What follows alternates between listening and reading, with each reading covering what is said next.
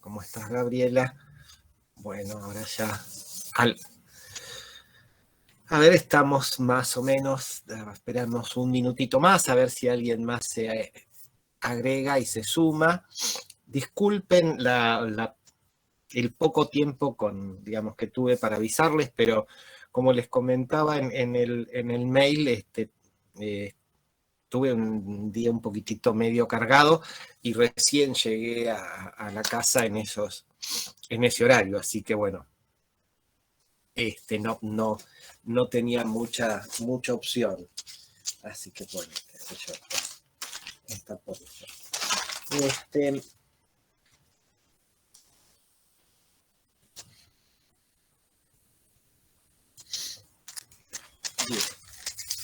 Gracias, no hay problema. Bueno, no sé si tienen algunas preguntas puntuales que quieran que les responda sobre alguna cuestión que no quedó clara, o quieren que empecemos directamente con los textos que nos faltan y digamos, en una recorrida, yo voy a hacer una recorrida conceptual. Después, obviamente, ustedes los van a consultar con mayor detalle. Bueno, empezamos con los textos. Ahí se está incorporando Brian también.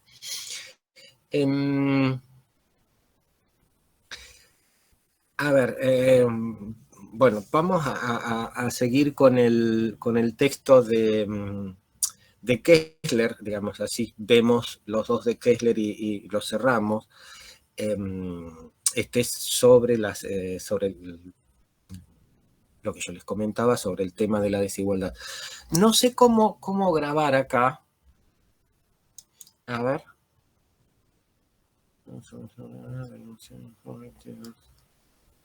No.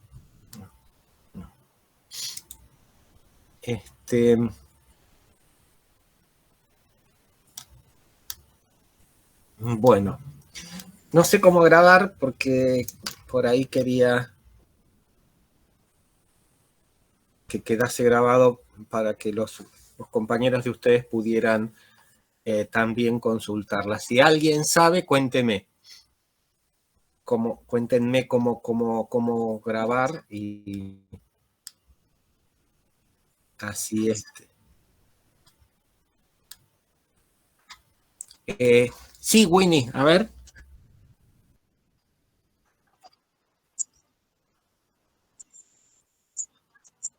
Ah, bueno, dale, hagamos eso, Winnie. Es decir, grabalo y después me lo envías. Eh, envíamelo al mail de la facultad y yo después lo subo a mi canal. Bárbaro. Gracias. Bueno, vamos al texto de Kessler. Este sí es solo de Kessler. Y yo les diría que cuando lo lean, lo miren también como un ejemplo de lo que Bourdieu llamó construir el objeto. Porque en el primer capítulo es precisamente lo que va a hacer Gabriel Kessler. Es decir, va a presentar, va a mencionar lo que va a ser, digamos, su tema, pero lo va a ir precisando. Es decir, a ver, supuestamente todos sabemos lo que es la desigualdad. Pero sin embargo, vamos a ver cómo a partir de empezar a hablar de ese tema o esa problemática desde un punto de vista científico, esta cuestión de que, es decir, todos sabemos lo que es, digamos, no es algo que podamos sostener, sino que hay que empezar precisamente a definirlo con mayor rigurosidad. Y es un poquito lo que va a comenzar diciendo Gabriel, en el sentido de que la desigualdad es un término polisémico, que quiere decir que puede tener, digamos, varios significados. ¿Por qué puede tener varios significados? Bueno, porque no es, digamos, porque es un tema que va a ser abordado por diferentes profesionales o diferentes disciplinas, etcétera, etcétera. Desde, digamos, la sociología, la economía, las ciencias políticas, la antropología, etcétera, etcétera, etcétera. Digo, en ese sentido, comparte esto que decíamos con respecto a la nueva pobreza y nuevos pobres. Ahora, lo que él, digamos, va a decir, bueno, a ver, si nos planteamos la cuestión de la desigualdad, la primera pregunta es, ¿desigualdad de qué? Y obviamente en las sociedades como las nuestras, que son sociedades, digamos, capitalistas, lo primero que se nos va a ocurrir es decir, bueno, es la desigualdad del ingreso. ¿Por qué? Bueno, porque obviamente el ingreso es uno de los, digamos, a ver, es el factor principal en cuanto a la distribución o en cuanto a los parámetros de igualdad o desigualdad. Sin dejar de reconocer esta cuestión, digamos, central, lo que también es cierto es que desde hace unos años atrás, los estudios tanto de organismos internacionales como de los diferentes investigadores han señalado que no solamente es el ingreso lo que, digamos, es decir, lo que interesa medir en en los estudios sobre desigualdad. Y allí empezaron, digamos, a hablarse, por ejemplo, y a mencionarse estas cuestiones de bienestar, digamos, que lo que había que ver también era, digamos, ver los distintos niveles de bienestar de en las personas. Entendiendo, digamos, por bienestar un conjunto de dimensiones que de alguna forma producen una distribución de bienes y servicios generando grados de libertad y autonomía. Entonces, digo, la cuestión es que en estas esferas de bienes y servicios entran algo más que algo más que el ingreso. Ahora, así todo, si se decidiese medir la desigualdad solamente con el ingreso, hay un conjunto también de preguntas que hay que responder. Y vuelvo a decir, fíjense como aquí también hay que, aunque digamos, bueno, para nosotros desigualdad es desigualdad de ingresos. Listo, perfecto. ¿No? ¿Solucionamos el problema de la construcción de este objeto? Y si vemos lo que dice Kessler, no. Es decir, ¿por qué? A ver, ¿qué vamos a medir? ¿Vamos a medir ingresos individuales o familiares? Y por lo tanto vamos a utilizar el coeficiente de Gini. Y entonces vamos a decir, bueno, la desigualdad es en esta sociedad, es decir, ustedes saben, el coeficiente de Gini es la curva de Lorenz, todo esto, es un indicador que varía, digamos, entre 0 y 1. Cuanto más cercano es el resultado de a 0, tenemos sociedades más igualitarias. Cuanto el resultado esté más cercano a 1, tenemos, digamos, sociedades más desiguales. Pero, más allá de esto, lo que está midiendo el coeficiente de Gini son ingresos familiares o ingresos individuales. Ahora, lo que también dice, es decir, Kessler, bueno, ¿esta es la única forma de medir ingresos? No. Tenemos lo que se llama la distribución primaria o la distribución funcional, que a lo que hacía referencia yo ayer cuando decía que la distribución, digamos, en Argentina, entre el excedente que remunera al capital, digamos, está más cercana al 57%, y la que remunera al trabajo en el 42%, cuando en épocas anteriores teníamos un 50 y 50. Entonces digo, esta es otra forma de medir la desigualdad basada en los ingresos, es decir, hacia dónde van los ingresos. La otra es, medimos los ingresos en forma familiar antes o después de descontar lo que, digamos, cada familia o los individuos pagan de impuestos. ¿Medimos los ingresos y solamente los ingresos o también contamos en esto aquellas, digamos, aquellas remuneraciones que pueden venir o, digamos, aquellas entradas de divisas que pueden venir por políticas sociales, qué sé yo, lo que fue el plan Jefas y Jefes, lo que es la asignación universal por hijo, etcétera, etcétera, etcétera. Digamos, todo esto quiere decir que aun cuando decidamos tomar solamente el ingreso, hay una serie de puntos que hay que dejar en claro para saber de qué estamos hablando.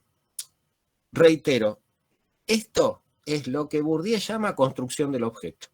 Entonces vean cómo Kessler va dando respuestas a las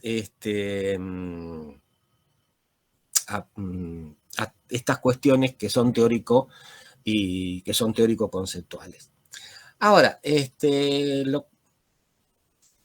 obviamente hubo una serie de debates con respecto a esto y comenzaron, digo, con respecto a una medición solamente o unidimensional basada en el ingreso, y allí surgieron una serie de indicadores o de medidas nuevas, por ejemplo, el índice de desarrollo humano, que es el que utiliza que utiliza Naciones Unidas, que combina ingresos con esperanza de vida y con niveles educativos. Esto, obviamente, si bien este índice de desarrollo humano fue pensado primero para obtener medidas globales entre los países, es decir, que un índice reflejase las situaciones de estos tres indicadores en cada país, después también fue utilizado para medir los grados de igualdad o desigualdad en esta cuestión de índice de desarrollo humano hacia adentro de los países e incluso también en cuestiones como puede ser de géneros o de etnias, etcétera, etcétera, etcétera. Por lo tanto, digo, fíjense cómo el debate sobre cómo medir la igualdad o cómo medir la desigualdad continúa y índices que habían surgido, índices que habían surgido a partir de una posición crítica, nuevamente son revisados y nuevamente, digamos, son modificados o retocados para tener en cuenta una serie de aspectos que al principio no se tenían. Entonces, digo, lo que quiero decir con esto es que el tema de la desigualdad es un tema que, digamos, permanentemente está en debate. No solo está en debate desde el punto de vista académico y qué otras cosas podemos agregar, sino que está en debate porque los números o lo que puede ser la realidad fáctica obliga a trabajarlo. Digo, y ustedes fíjense, hoy, digamos, son los países más desarrollados los que están diciendo, bueno, podemos estar en presencia de una nueva ola de hambruna internacional a partir del conflicto entre Rusia y Ucrania, a partir de lo que fue, bueno, anteriormente la cuestión de la pandemia y todo esto. Es decir, obviamente que si estamos ante una ola de hambruna internacional, esto no quiere decir que, digamos, no quiere decir que todo el mundo se va a quedar sin comer. No, va a haber sectores que van a seguir comiendo muy bien y otros que no. Por lo tanto, digo, una serie de procesos contemporáneos nos llevan nuevamente al tema de la desigualdad. Que obviamente, digamos, además lo que señala Piketty también nos lleva a permanentemente estar observando estos fenómenos y estos procesos. Es decir, lo que señala Piketty después de analizar los datos correspondientes a 300 años, es que las remuneraciones al capital siguen siendo mayores que las remuneraciones al trabajo. Por lo tanto, ¿qué es lo que está diciendo Piketty? Que aquellos que cuentan con un capital desde la posición de origen van a ver acrecentarse mucho más que aquellos que lo hacen vía el trabajo, con lo cual también lo que está diciendo es que la brecha entre unos y otros se va ampliando cada vez más. Bien. Digo, todo esto tiene que ver entonces con la cuestión de los debates en torno a las dimensiones, en cuanto a el ingreso, etcétera, etcétera. Ahora, lo cierto también es que este tema de la desigualdad comienza también a relacionarse con otra serie con otra serie de conceptos que algunos ya la mayoría ya los hemos mencionado, como por ejemplo los conceptos de pobreza y el concepto de exclusión social. También estos conceptos van a ser sometidos a crítica y debate. Es decir, ¿en qué sentido? En que el mismo desarrollo del capitalismo, el mismo desarrollo de los mercados, la cuestión de las nuevas tecnologías, etcétera, etcétera, también marcan lo que en la actualidad podemos considerar como situaciones de carencia o no. Decíamos, ya la situación de carencia no es solamente que no contar con un ingreso que alcance a cubrir las necesidades básicas, sino que hoy también tiene que ver con el acceso a bienes como, digamos, computadoras o teléfonos inteligentes, es decir, aquellos que nos permitan también el acceso a redes de comunicación y redes de información, ¿no? Las famosas, digamos, TIC. Entonces, digo, por eso que estos conceptos van a estar en permanente debate y ajuste. El otro concepto, digamos, que también lo vimos en Castel, y que Castel tiene una posición crítica, es el de exclusión social. Entonces, también esta cuestión de la exclusión social aparece como uno de los vectores o como uno de los temas centrales hoy en los trabajos de sociología y en los trabajos de las ciencias sociales. Y allí, fíjense cómo Gabriel Keller hace referencia a la definición, bueno, de exclusión social de Amartya Sen, pero que se parece mucho a la que habíamos visto en Castel, diciendo que, bueno, estar excluido es estar por fuera de los circuitos significativos de relaciones sociales.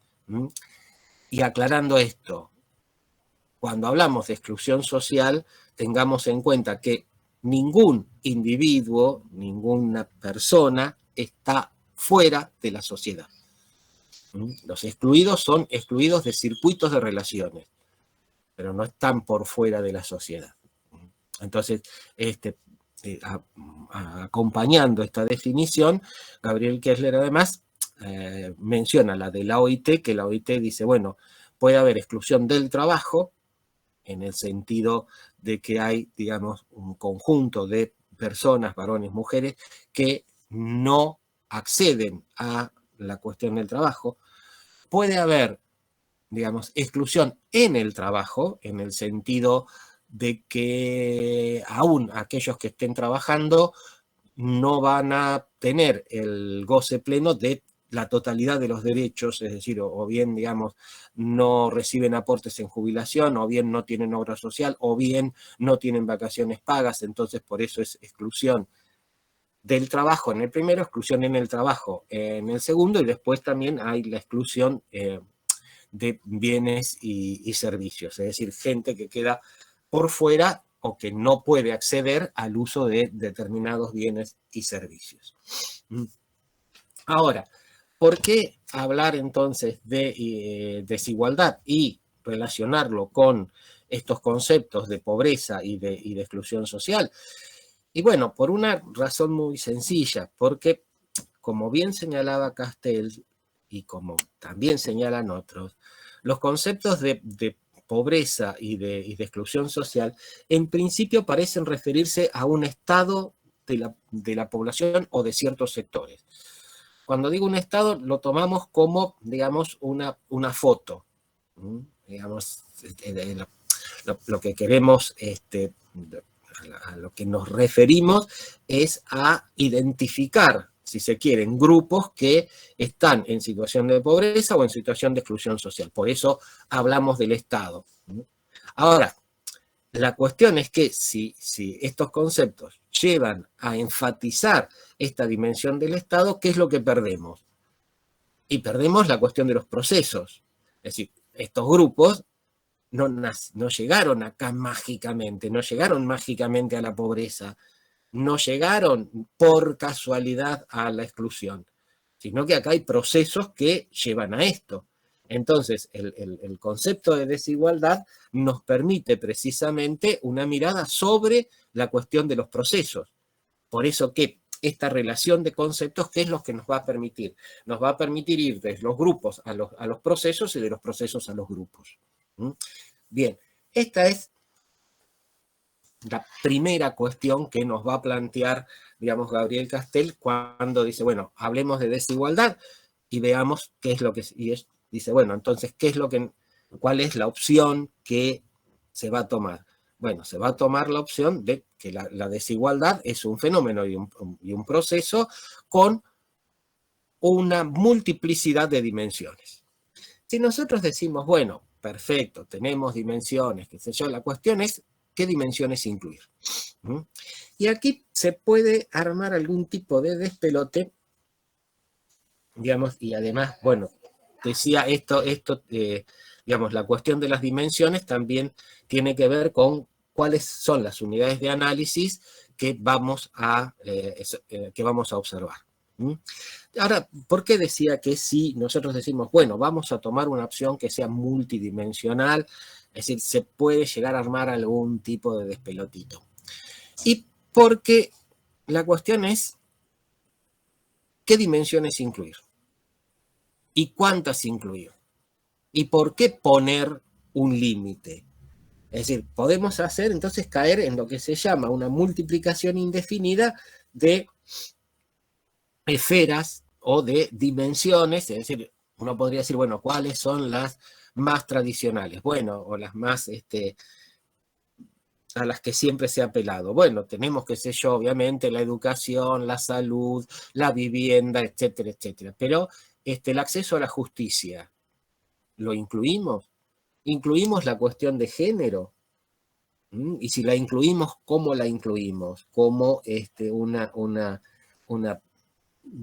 tema en sí mismo o como algo transversal? ¿Incluimos las cuestiones de etnia? ¿Incluimos las cuestiones de migración? Y además hay que tener también en cuenta esto que también va a señalar Kessler, pero que hay otra autora, yo no me acuerdo, me parece que es Agnes Heller, que lo marca, y es que y aquí fíjense algo que decía, ¿no? Bourdieu, de cómo tomar distancia de lo social. Porque, ¿qué es lo que señala Gabriel Kessler? Que también señalan varios autores, y lo señalan, digamos, en los análisis que hacen sobre el concepto de necesidad en Marx. Que precisamente las épocas de mayor bienestar son también las de mayor reclamo y mayores demandas de nuevas, de nuevas esferas de inclusión y de igualdad. Uno tendería a pensar que cuanto más, es decir, menos bienestar hay, mayor es la demanda por, digamos, ese bienestar. No, la cuestión es al revés. ¿Por qué? Porque una vez que se cubrieron las necesidades básicas, es allí donde van a aparecer otras necesidades. Es decir, que tienen que ver con lo cultural, que tienen que ver con lo educativo, que tienen que ver con el acceso a ya no un servicio de salud, sino servicios de calidad de salud, etcétera, etcétera, etcétera. Por lo tanto, esto es la cuestión de tener en cuenta con las épocas que uno está analizando. Y no tomar esto como un reflejo de que una mayor demanda implica una mayor carencia. Bien, aclarado esto, dice Kessler, bueno, nosotros acá no lo dice así, pero yo se los comento así, en este primer capítulo no vamos a decir cuáles son las dimensiones, aunque después él las va a mencionar, va a decir, bueno, en el capítulo tanto tenemos tal, en el otro tal, pero acá dice, antes de eso, lo que nosotros tenemos que tratar de ver es cuáles son, digamos, los criterios que nos pueden llevar a lo que podemos llamar un pluralismo controlado en cuanto a la inclusión de otras dimensiones, además del ingreso. Y él dice, bueno, hay una serie de criterios, entre ellos, digamos, hay unos criterios que tienen que ver con la cuestión de políticas públicas, que después lo vamos a ver, pero él dice, hay tres criterios básicos en estas cuestiones. Uno es, digamos, el grado de relevancia que un determinado tema, un determinado servicio tiene para los actores o para los agentes de esa sociedad. El otro es si estos servicios o estos bienes están o pueden contar con cierta autonomía que implique que tienen dinámicas propias. ¿Qué quiere decir esto de dinámicas propias?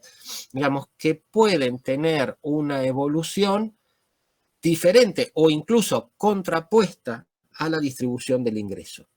Y la otra cuestión es que estos temas sean, digamos, controversiales.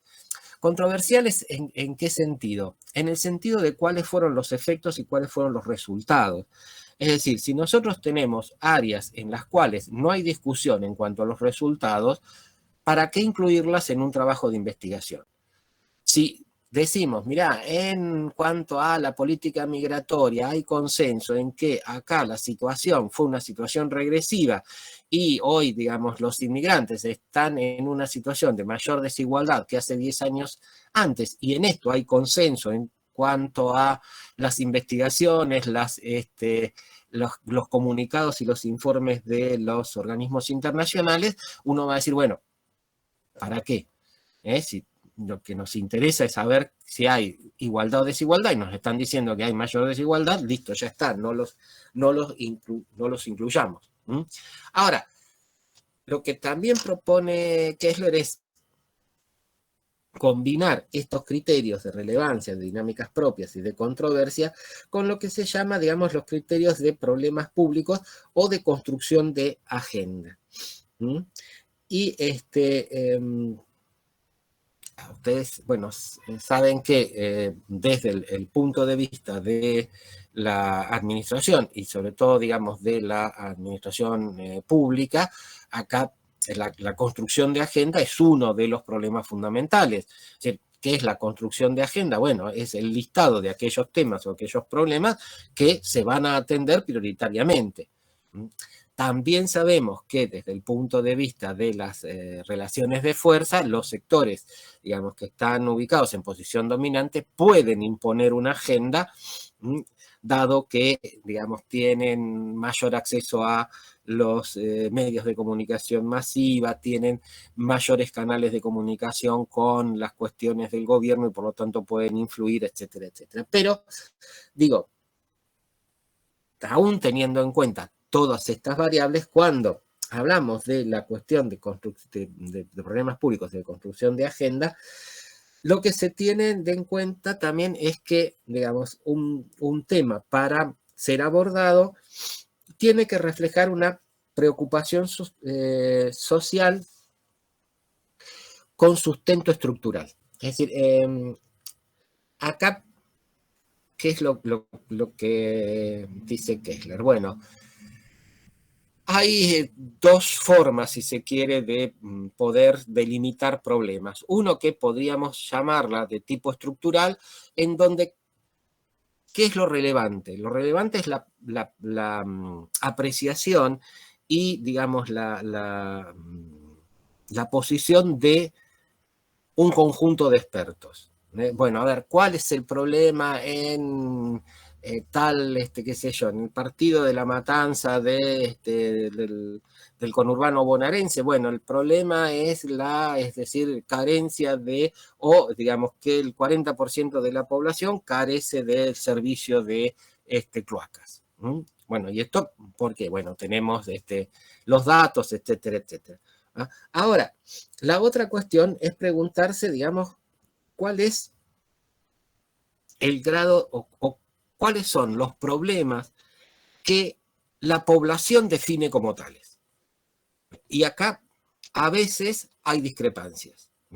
Por eso que lo que, digamos, a veces se propone es, bueno, un tema, digamos, va a resultar, si se quiere, relevante cuando unamos la preocupación social con el sustento estructural.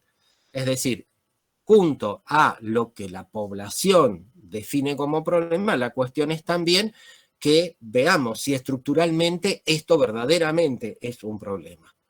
Qué sé yo, bueno, no, mirá, nosotros no creemos que sean las cloacas, nosotros lo que nos pasa es que no tenemos un lugar donde llevar a los chicos de 4 y 5 años. Entonces, ¿qué es lo que pasa? Bueno, faltan jardines. Nosotros lo que queremos son jardines de infantes. Bueno, obviamente esto también se puede corroborar, viendo cuál es la cantidad de chicos de 4, 5 y 3 años que hay, cuántos son los que concurren, cuántos son los que quedan por afuera, y entonces ahí uno reúne lo que es la preocupación social con los, digamos, con el sustento estructural o con, digamos, la cuestión de los datos objetivos. Yo les comentaba, digamos, que el otro criterio era el de las dinámicas propias. Es decir, en el sentido de que podía haber grados de autonomía en ciertas áreas, autonomía en cuanto a que podrían actuar en contraposición o avalando una redistribución más justa del ingreso, pero que, digamos, lo podrían hacer en su propia área, es decir, y esto digo con independencia por ahí de las cuestiones de ingreso. En esta cuestión de las dinámicas propias aparece otra cuestión que es, digamos, la cuestión de la temporalidad. Es decir, temporalidad en cuanto a qué? En cuanto a cuáles van a ser los tiempos o cuál va a ser el lapso en que los problemas que corresponden a esa área pueden llegar a estar solucionados o por lo menos a mejorar las distribuciones de esos servicios y esos bienes, haciéndolo más igualitario. Y esto teniendo en cuenta que en estas diferentes áreas o en estas diferentes dimensiones, con lo que nos podemos encontrar también es con tendencias contrapuestas. Es decir, ¿qué quiere decir esto de tendencias contrapuestas? Quiere decir que en las diferentes áreas y dimensiones,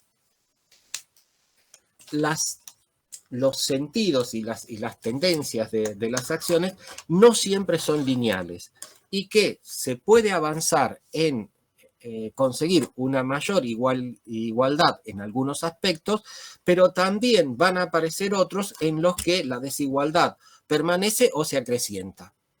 A ver, doy un ejemplo, que creo que también lo da Gabriel Kessler. Para quienes estuvimos trabajando en educación, a partir, digamos, si bien los indicadores de educación en Argentina siempre fueron, digamos, superiores a la media de la región y mucho más parecidos a los indicadores europeos, esto quiero decir, o de los países desarrollados. Con esto quiero decir, desde el punto de vista educativo, en Argentina tuvimos siempre mejores indicadores y mejores situaciones que en el conjunto de los países latinoamericanos. Digo, aclarando esto, también, digamos, lo que nos pasó a quienes estábamos, digo, es cierto que desde el 2003-2004 en adelante, un conjunto de indicadores educativos, no los del nivel primario, pero sí los del nivel secundario, empezaron a mejorar o pudo observarse en ellos una mejora significativa. Sin embargo, esta mejora significativa no fue en todos los aspectos. Doy un ejemplo bien concreto. Si nosotros tomamos ese periodo, vamos a ver que las tasas de asistencia en el nivel medio se incrementan y se incrementan significativamente. Es decir, cada vez había más jóvenes, varones, mujeres, en el nivel secundario. De hecho, después, bueno, se lo cataloga como obligatorio y se cataloga como obligatorio el nivel, lo cual es también un dato bastante significativo. Ahora, está bien, hay más gente adentro de las escuelas. No solo hay más gente dentro de las escuelas, sino que permanece adentro de las escuelas. Ahora, esto estaba bárbaro. Si uno después empezaba a analizar lo que eran los datos de los operativos nacionales de evaluación, los ONE, se encontraba con que en cuanto a la distribución de una educación de calidad, faltaba todavía mucho para llegar a niveles de igualdad más o menos, digamos, apreciables. Lo que quiero decir que mientras sí se incorporaban jóvenes y, digamos, varones y mujeres al nivel secundario, al mismo tiempo persistía una desigualdad en cuanto a la calidad de la educación que se recibía y también en cuanto a las trayectorias.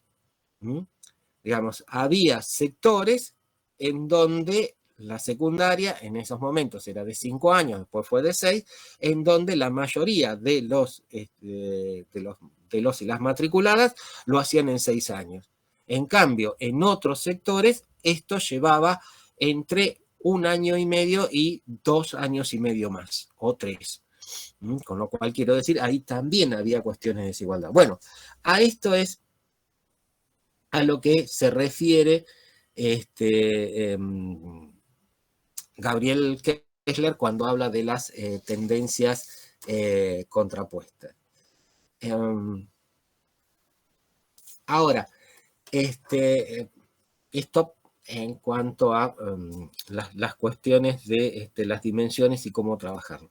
Ahora, si nosotros vamos a tomar estas dimensiones, acá la cuestión es tratar de ver cuáles son los grados de igualdad o desigualdad que se ponen digamos, que podemos llegar a encontrar, que podemos llegar a observar. Esto, dentro de las ciencias sociales, nosotros lo vemos a través de lo que se llaman los indicadores. Los indicadores, ¿qué es? Es una medida que está relacionada con un referente empírico. Como yo les decía, por ejemplo, bueno, la tasa de asistencia. La tasa de asistencia a un determinado nivel es cuántos jóvenes, por ejemplo, si yo tengo el nivel secundario, es cuántos jóvenes de 12 a 18 años tengo en las escuelas sobre el total de jóvenes de 12 a 18 años que tengo en la población. Esto me da, digamos, la tasa de asistencia. Tengo la tasa de abandono, que quiere decir, bueno, cuántos son los jóvenes que dejan de asistir a la escuela entre el primer día de clase y el último día de clase sobre el total de jóvenes que permanecen en las escuelas. Esto es lo que se llama un indicador. La cuestión entonces es, digamos, ¿qué indicadores vamos a utilizar? Y acá nuevamente hay que tener en cuenta esta cuestión de las tendencias contrapuestas. Es decir, si nosotros queremos tener un panorama lo más objetivo posible, lo que tenemos que tener en cuenta es que tenemos que generar indicadores para que puedan captar estas tendencias contrapuestas, es decir, estas cuestiones en donde puede haber avances en la igualdad, pero también hay persistencias o inclusive avances en la desigualdad en otra, en otras dimensiones, en otros aspectos. La cuestión también con los indicadores y con los índices que hay que tener en cuenta es que hay una construcción temporal de problemas. Hace unos días atrás, alguien en una charla un poco informal, estábamos hablando sobre el tema de violencia de género, sobre las cuestiones del feminismo y todo lo demás, y alguien muy suelto del cuerpo dijo que bueno, que en verdad lo que se podía apreciar es que cuando se había empezado a hablar de violencia de género y de cuestión de subordinación y todo lo demás, lo que habían aumentado eran precisamente la cantidad de abusos y femicidios, etcétera, etcétera. Yo, digamos, pasado el primer momento de sorpresa ante una afirmación de ese tipo, ¿cuál fue mi respuesta? Puedo decirle no. Lo que pasa es que hoy lo estamos midiendo. Antes esto no se medía, ¿no? Antes la violencia familiar era, y bueno, no es problema de ellos, dejémoslo, es decir, esto ya lo van a solucionar, etcétera, etcétera. Digamos, y esto, digo, yo no, más allá de una serie de estudios sistemáticos que hay sobre esto, yo lo viví en, digamos, mis años de niño, que los tuve en algún momento, en donde era lo que se comentaba en las casas, es decir, bueno, no, pero eso es problema de ellos, ya lo van a solucionar, etcétera, etcétera. Bueno, es decir, obviamente, si algo no es definido o no está definido como problema, tampoco va a aparecer la necesidad de medirla y tampoco la necesidad de generar instrumentos para medir eso. Entonces, decir que hoy la violencia de género es mayor porque el tema se empezó a tratar es no tener en cuenta que en verdad lo que al tratarse el tema lo que empezó es a poder construir alguna cuestión como para tener algún rango de medida sobre eso. Por eso que también hay que tener en esto, digamos, hay que tener en cuenta en esto la cuestión del surgimiento de problemas. Podríamos decir lo mismo también con la cuestión de violencia en la escuela. Esto también se decía, bueno, pero antes no había. Sí, ¿qué no va a haber? Es decir, en la primaria y en la secundaria, pero la cuestión de te espero a la salida y de, digamos, intercambiar algunas sopapos a la salida, era una cuestión casi normal. Lo que pasa que no aparecía como problema. Entonces, esta es la cuestión también que tenemos que tener en cuenta cuando hablamos de indicadores. Y nuevamente digo, recuerden cómo Bourdieu decía, la cuestión de los indicadores tiene que ver con cómo construimos el objeto. Nuevamente, lo que está diciendo Kessler es qué indicadores tenemos que construir cuando empezamos a tener un objeto como es el de la desigualdad y además decimos que esta desigualdad es multidimensional. Entonces, ¿qué es lo que vamos a medir en cada una de las dimensiones? La otra cuestión es también a tener en cuenta, es por ahí comenzar a mirar algunos procesos que se dieron en años anteriores a partir de indicadores que se construyeron en la actualidad.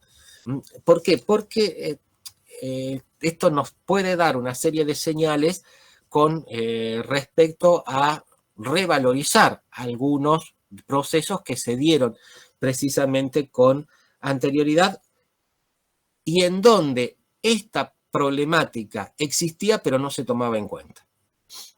Entonces, es decir, si uno en los trabajos, por ejemplo, de violencia en la escuela, si uno aplica la mirada contemporánea hacia lo que eran las prácticas educativas de hace, qué sé yo, 50 años, lo que se torna evidente es que no hubiese violencia escolar o violencia en la escuela, sino que la violencia en la escuela estaba totalmente naturalizada desde el momento en que los docentes podían castigar físicamente a los alumnos. Es decir, ya sea con el uso del puntero, etcétera, etcétera. Entonces, es decir, la cuestión es, bueno, ¿cuáles eran los grados de violencia en la escuela que había con anterioridad? Desde ahí, que te digo, se pueden mirar hacia atrás. O la cuestión de decir, bueno, no, es decir, en verdad en la Argentina en los años 60 hubo un proceso de ascenso social. Si uno lo mira desde la perspectiva feminista, va a ver que esto no fue tan así. Es decir, los que se movieron y los que hubo sí, un proceso de movilidad social ascendente fueron los varones. Bien, esto digo en cuanto a los indicadores. Ahora, ¿qué es lo que pasa también con, digamos, una cuestión es, bueno, nosotros queremos decir cuál es el grado de igualdad, desigualdad. ¿Qué es lo que tenemos que hacer? Algo que decía Durkheim, comparar. Digamos, bueno, ¿qué es lo que vamos a decir? Que hay mayor igualdad o mayor desigualdad que qué. Digamos, ¿con qué vamos a comparar? Entonces, es decir, lo que generalmente se toma en las ciencias sociales y también en las ciencias económicas, generalmente uno dice, bueno, yo voy a comparar esto con un año base. Esto no sé si lo vieron por ahí, no sé si tuvieron ya estadísticas, pero hay una serie de estudios que toman un año base. Entonces, de ahí en más, yo, digamos, calculo si estos índices evolucionan por sobre o por debajo del año base. Si yo quiero tener, digamos, la cuestión de los salarios reales, entonces, bueno, tomo el año base, qué sé yo, no sé, 2003, etcétera, etcétera. Y entonces veo el poder adquisitivo real de los salarios, es decir, si está por sobre eso, entonces puedo decir mejoraron, no perdieron tantos puntos, etcétera, etcétera, etcétera. Ahora, la cuestión de la comparación con años bases lo que tiene es que es estratégico el año que se elige. Si nosotros, por ejemplo, en Argentina, para cualquier tipo de indicador, elegimos como año base el 2002, nos van a dar todos los indicadores mejores. ¿Por qué? Porque el 2002 fue año de crisis. Y esto, digamos, entonces va a ser muy difícil encontrar, digamos, situaciones que estén peores que en esos momentos. Por lo tanto, siempre vamos a encontrar una mejora. ¿Cómo podemos solucionar esto? Y cómo también lo solucionamos, y lo menciona Kessler. Bueno, no comparando años puntuales, sino comparando periodos. ¿No? ¿Por qué? Porque, digamos, en los periodos lo que ahí podemos tener son medidas que se estabilizan. Podemos tener años de crecimiento, años de no crecimiento, de disminución, por ejemplo, del PBI. Entonces, es decir, lo que vamos a tener es una medida mucho más equilibrada que si tomamos solamente un año. Entonces, lo que dice, bueno, comparemos por periodos. ¿Con qué otra cosa podemos comparar para ver si hemos avanzado en las cuestiones de igualdad o desigualdad? Bueno, podemos comparar con otros países. Pero aquí también hay una cuestión que decía Durkheim, y acuérdense de esto. No todo es comparable con todo. Si nosotros vamos a comparar con otros países, busquemos países con las características de Argentina, qué sé yo, ya les digo, puede ser Brasil, puede ser Costa Rica, en algún sentido Chile. Es decir, no nos vamos a comparar con Suiza, con Suecia, etcétera, etcétera. Entonces digo, bueno, comparemos en los países cómo vamos avanzando en estas cuestiones de la de la igualdad o de, digamos, o de disminuir la desigualdad.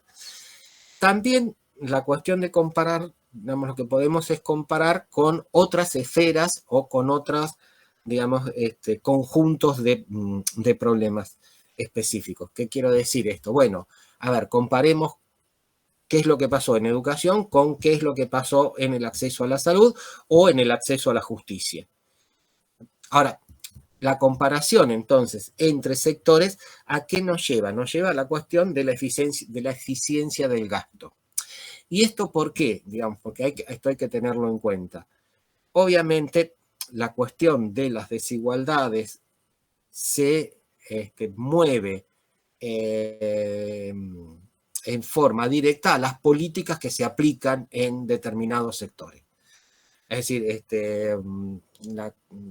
yo no me acuerdo, hay un estudio de si si no se hace nada, las desigualdades entre géneros creo que pueden llegar a solucionarse después del 2150 y pico. Bueno, Oriana, nos vemos la semana, sí, nos vemos el lunes. No, el problema, bueno, no, para el lunes no les doy nada para leer porque, bueno, tienen el parcial. Sí que voy a hablar yo. Además, me parece que el lunes vamos a empezar a hablar de los trabajos integradores finales. ¿Mm? Bárbaro. Lo que les decía con esto, ¿por qué está la mirada o la comparación con otras áreas? Por esto que les decía, bueno, los grados de igualdad o desigualdad están directamente relacionados con las políticas públicas que se apliquen. Obviamente que toda política pública implica el uso de recursos.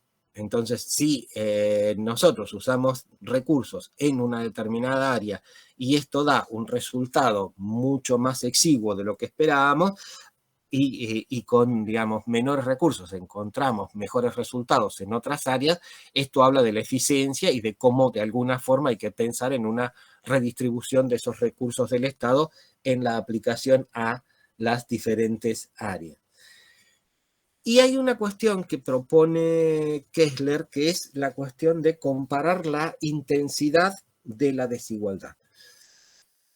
Y aquí les digo, no es fácil esto, es decir, por algo que yo les comentaba anteriormente, que en ciencias sociales no es fácil medir. Podemos contar, podemos ver las proporciones, podemos ver los pesos relativos de las poblaciones o los sectores. ¿Ah? Pero ¿cómo medimos? Medir implica tener una escala y tener una escala con un cero absoluto. Y eso es muy difícil de lograr. Lo cual no quiere decir que no haya escalas como la de Lipps, que es la de Thurston. Hay una serie de escalas, pero, digamos, no son de fácil, digamos, no es que no sean de fácil aplicación. Hay que tener mucho cuidado en cómo se construyen y cómo se aplican. Entonces, el medir la intensidad de la desigualdad en las diferentes áreas, en verdad, es, digamos, es un desafío en estos estudios sobre la cuestión de la igualdad y de la desigualdad. Ahora, la otra cosa es, digamos, que si partimos de los estudios de desigualdad, de alguna forma tenemos que tener un concepto, una concepción de la igualdad.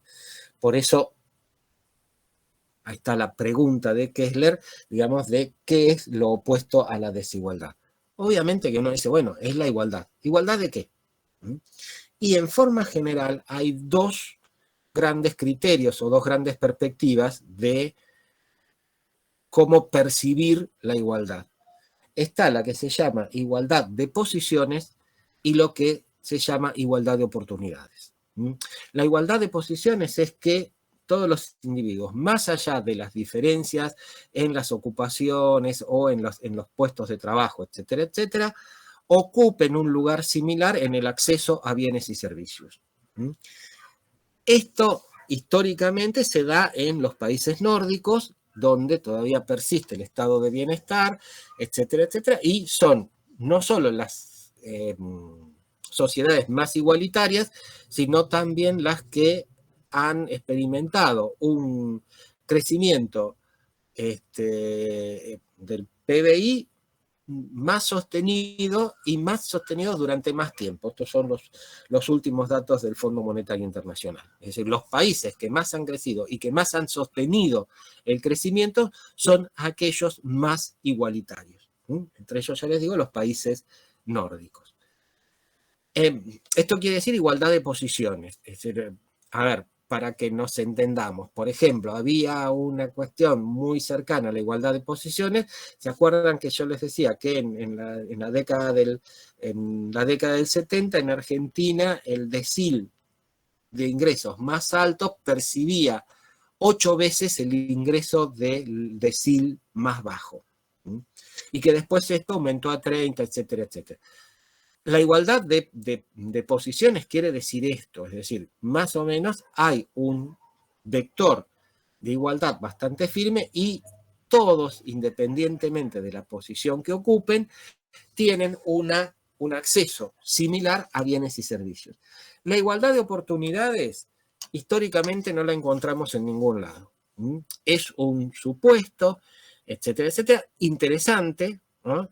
Pero el problema es cómo igualar las posiciones de salida. Esto hasta ahora no se logró en ningún tipo de sociedad. Y no solo por la diferencia de ingresos, sino también por las diferencias, usando las terminologías de Bourdieu, en los capitales sociales y culturales.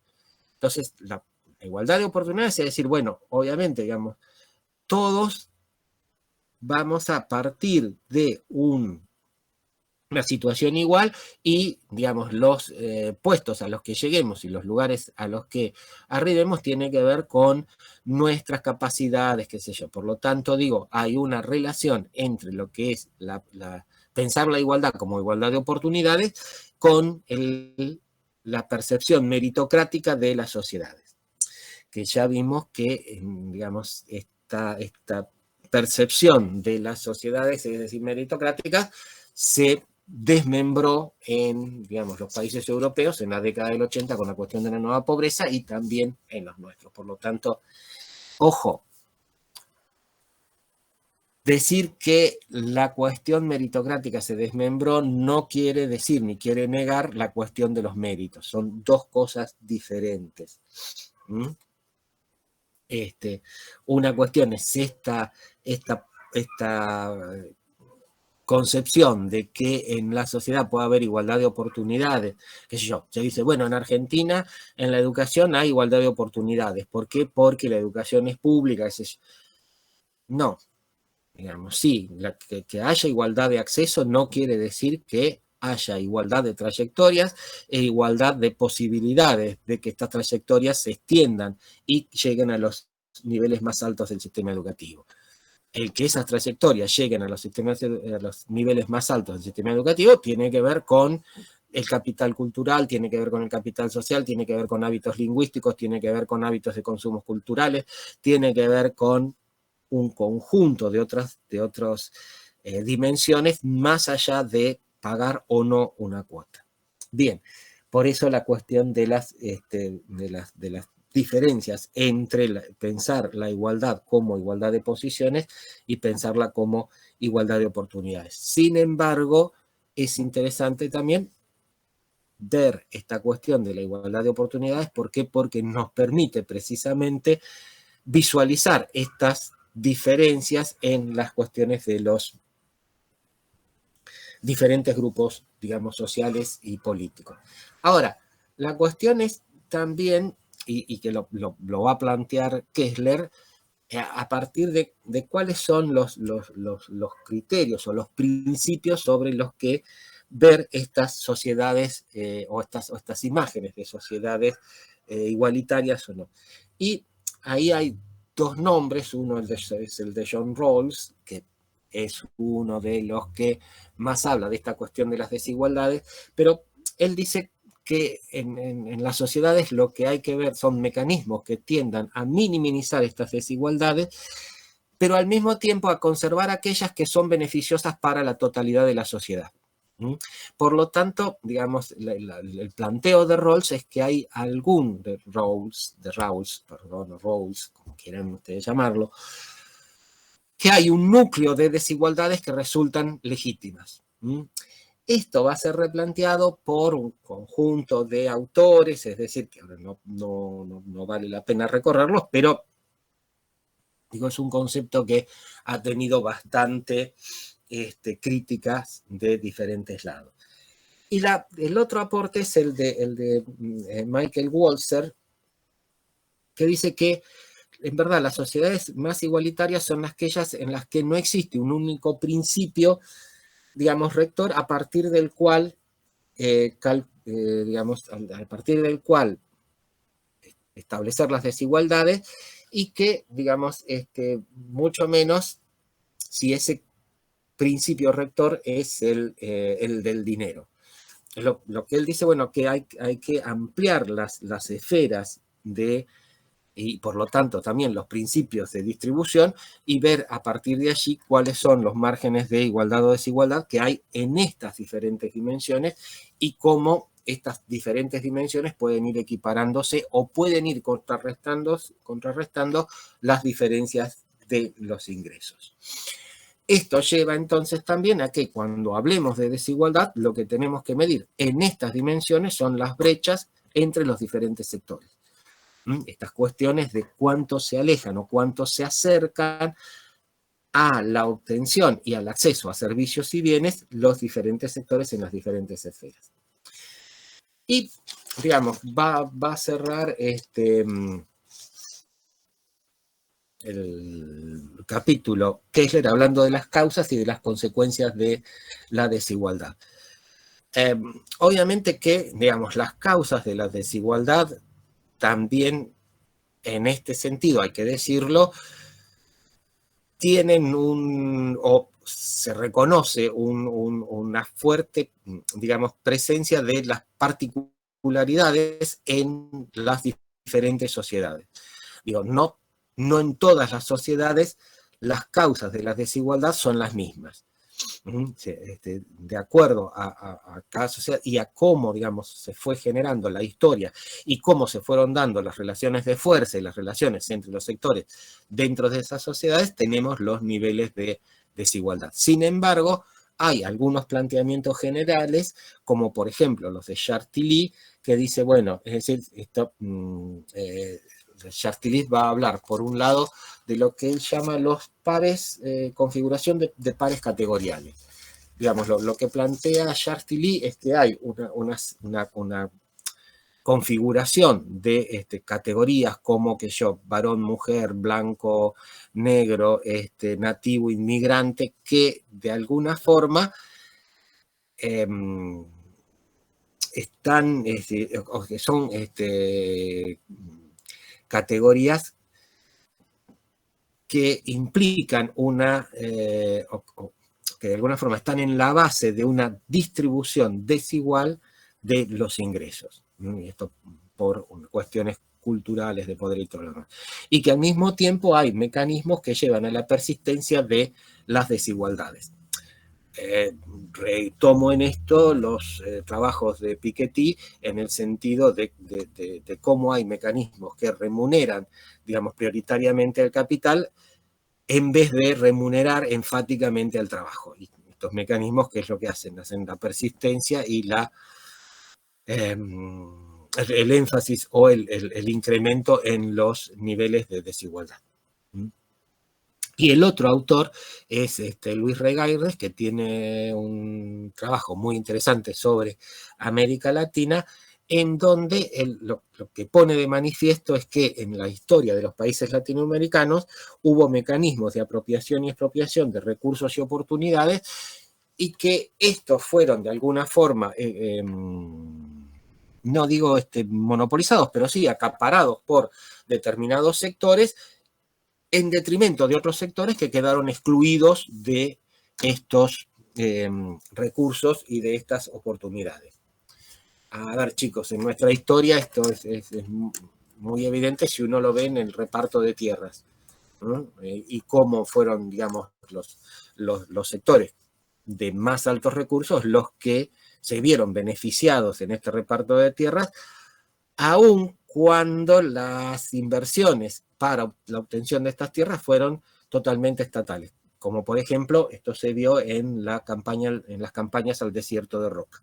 Si ustedes ven, digamos, cómo después las tierras que se conquistados por recursos públicos se distribuyen desigualmente entre los sectores sociales. Entonces, esto es lo que de alguna forma estás señalando Ruiz Reigadas. La otra, y el último punto que va a tomar Kessler es el de las consecuencias de la desigualdad. Y él dice, bueno, las consecuencias las podemos ver para la sociedad en su conjunto, y en este sentido, ya él ahí lo reitera aquí, es decir, pero si ustedes recuerdan, él lo mencionaba en el trabajo sobre la pobreza, digamos, en las sociedades, digamos, en las que aumenta la desigualdad, empeoran las condiciones de acceso a la salud, empeoran las condiciones de acceso a la educación, hay un mayor distanciamiento entre los sectores sociales y aumenta la delincuencia o, digamos, los índices de criminalidad. Entonces, las consecuencias para las sociedades son, en ese sentido, no positivas, por decirlo de alguna forma. Y la otra cuestión es cuáles son las consecuencias para aquellos que los padecen. Y ahí lo que dice Kessler es que lo que tenemos que tener en cuenta en esto son precisamente cómo se manifiestan un conjunto de tendencias contrapuestas en estos sectores, digamos, que pueden mejorar en algunos aspectos, pero, digamos, pueden retroceder en otros. Y las consecuencias, digo, también esto tiene que ver con cómo los diferentes sectores se perciben a sí mismos en relación a los otros. Es decir, hay en esto, digo también, que no me acuerdo si Kessler lo menciona, pero sí es algo que se ve en los estudios sobre desigualdad, que hay una percepción subjetiva de la desigualdad. Y esta percepción subjetiva implica una comparación de sectores con otros. Entonces, es decir, la cuestión también es cómo los diferentes sectores perciben este grado de desigualdad. Bien, hasta aquí Kessler. ¿Me supe explicar? ¿Quedó claro? ¿Quieren que vuelva sobre algo?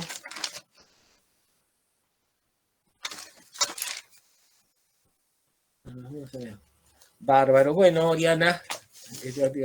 Bien, Winnie. Bien, Winnieverse. Bárbaro. Bien, ¿quieren que veamos muy así por arriba Hortale o se animan a leerlo? Díganme, yo hago lo que quiero. Hago lo que quieran, digo. No sé el tiempo que tienen, ya les robé más de una hora. El texto de Hortal es fluido, no van a tener problema, pero si quieren lo trabajamos. Díganme ustedes.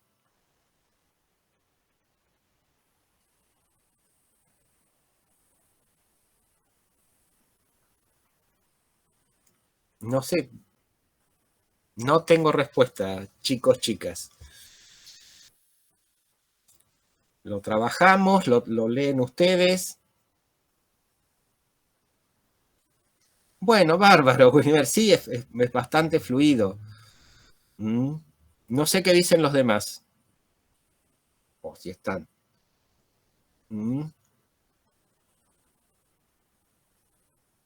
Ah, Brian, bueno, te tenés que ir. Bárbaro, Abigail, bueno, léanlo entonces. Y nos vemos el lunes. Yo esta noche, esta noche les voy a enviar también otro mensaje con la otra dirección de Meet por si tienen algún tipo de problema, mañana, digamos, yo mañana entre las 5 y las 6 voy a estar en esa dirección por si ustedes tienen algún tipo de problema y quieren, digamos, consultarlo, etcétera, etcétera. ¿Está bien? Bien. Si entonces lo leen ustedes, bueno, Florencia, nos vemos o bien mañana para aquellos que se les presente algún inconveniente o algún tipo de consulta, o nos vemos el lunes ya empezando la unidad 5 y ya empezando a hablar de lo que